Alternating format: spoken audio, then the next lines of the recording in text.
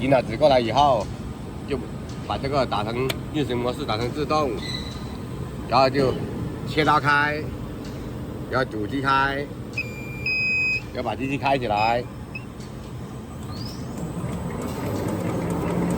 要开到这个储值板满纸以后，才能把这个分碟打开。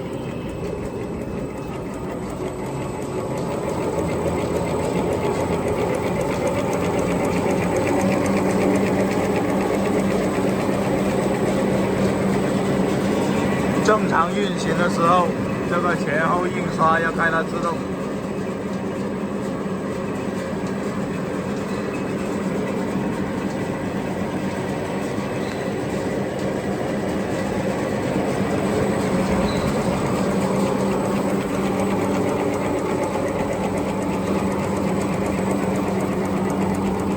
先把餐巾机那个纸打满，打到这个位置。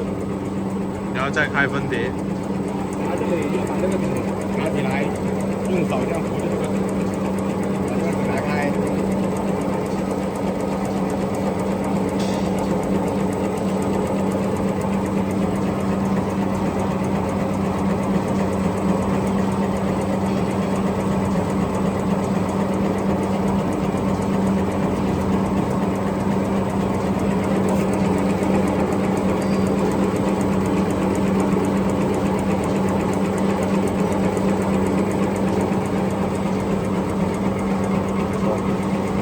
这个放开，当这个第二包纸勾到的时候，就可以放手了。这里就要打开了，然后分碟，打开分碟，连线开，现在就开始分了。像这样的话，它就是感应到那个纸没有推走，报故障了，你就要把这个纸拿走。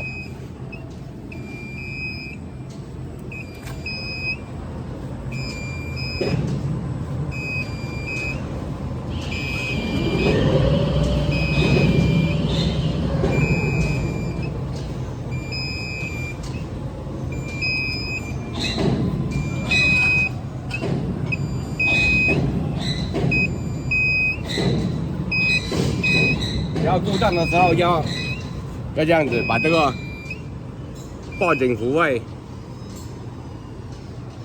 要把这个左圆点、右圆点、左右圆点都要把它符位。要像这边这包纸太紧了，就把它放上来，把它放到前面来。 这里放到前边来，然后再把这个分碟打开，切刀打开，主机打开，再把机器开起来。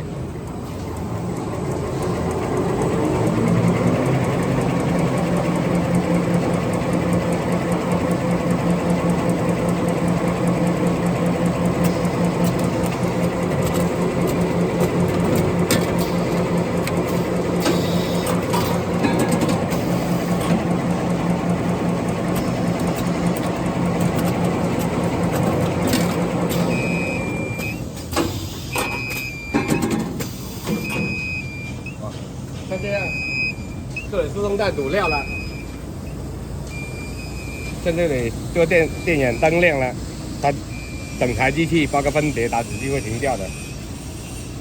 然后它分碟这里，这屏幕上面也有显示的。煮料。